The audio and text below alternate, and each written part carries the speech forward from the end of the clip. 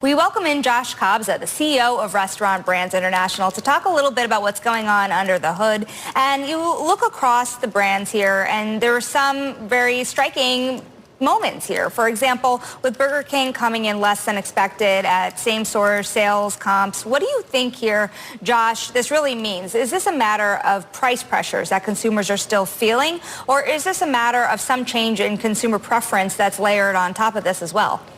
Hi, Sonali. Matt, thanks so much for having me. Good morning, and it's a pleasure to be on the show. So we are seeing some softness in the consumer, especially in some of our home markets, and you see that play through in some of the data across the industry. That said, we're really focused on having amazing value offerings for our guests in each of the businesses, and I think we're doing a pretty good job at that. At Burger King for the quarter, we had some incredible value offerings. We had our $5 your way meal. And we did manage to outperform some of the largest players in the sector.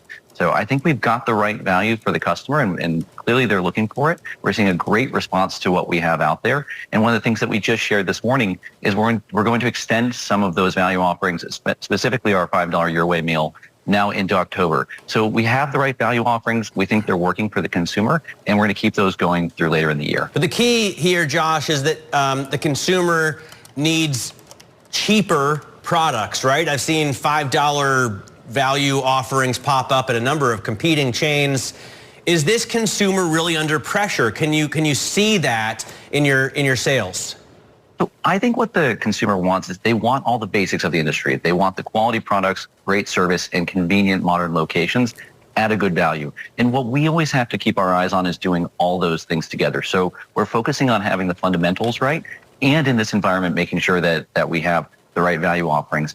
And we are seeing a reaction to those value offerings. So some of the things we've had out there, like the $5 Whopper Junior Duos or our $5 your way meal, they're getting a lot of traction for customers. So we do see that guests are looking for things that they can do to get great value out of our sector. They're reacting to what we have out there, and we feel like we have the right offerings out there for them right now. I understand, that you're doing a good job of giving the consumer what she or he wants. But what I'm asking you is, from your vantage point as the CEO of these brands that are so widely accessed by the consumer, how does the consumer's financial health look to you?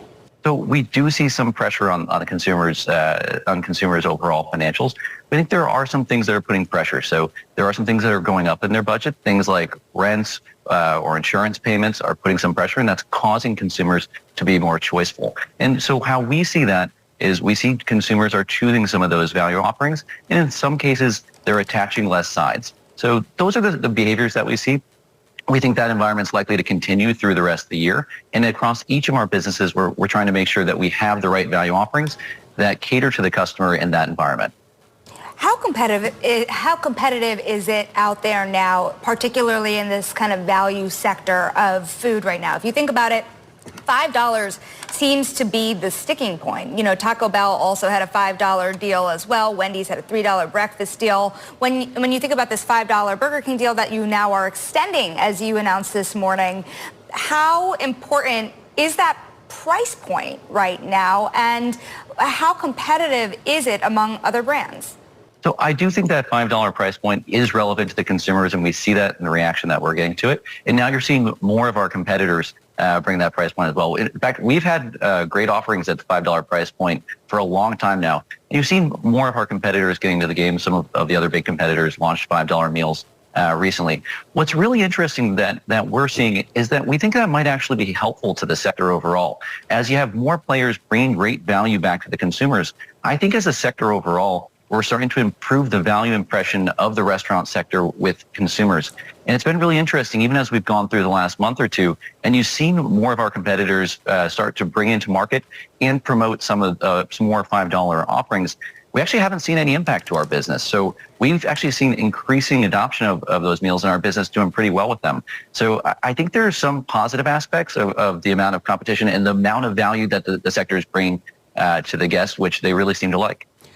You have a great vantage point also to comment on the labor market, Josh. How do you see the labor market right now in terms of supply? We've seen, the unemployment rate rise, and economists are telling us that's because there are more people in the labor market. At least that's part of the reason. Do you see that, or do your franchisees see that as well? So I would say we've seen labor market conditions be a little bit more benign today versus where we were 2 years ago. And when we were in the height of COVID, things were a little bit more challenging, and that's eased a bit. So we've had more interest in jobs in our sector. So that's made life a little bit easier for our franchisees. It's allowing us to staff the restaurants better and to provide better service to our guests. And I think those are all things that help us a lot. And that's mostly in the U.S. Up in Canada, there has been a little bit more pressure on unemployment. So the unemployment rates ticked up in a little bit bigger way up here in Canada. But our business up here has been doing great. I'm here in Toronto today in our Tim Hortons test kitchen, and we just reported almost 5% same-store sales in our Tim Hortons business, which is tremendous even in a challenging environment. So Canada's a little bit different, but in the U.S., less change in unemployment recently. Josh, my colleague here, Matt Miller, really wants to start using Wegovy or Ozempic, and he talks about it daily actually these days. When you look at these weight loss drugs that are entering the market at more and more scale, how do you think that's going to impact your brands moving forward? Yeah, we haven't seen any impact so far. I know there's been a lot of talk about it in the press and the investor world, but we really haven't seen any impact from any of the weight loss drugs so far. I'd say we're much more focused on getting the basics right and bringing the right value to our customers. Even in terms of the offerings, because we had a great big take story today on the weight loss drug use in Bowling Green, and one of the protagonists in the story was saying, I just want more chicken because you need to get more protein, right? So do you not see people choosing the higher protein items on your menu as a result of using these drugs? I think just because of where the adoption rates are, and I think they're still low in the overall population so far, we don't see it playing out in our aggregate data in the way that we can see yet. All right, Josh, thanks so much for joining us. Josh Kobza there of Restaurant Brands International.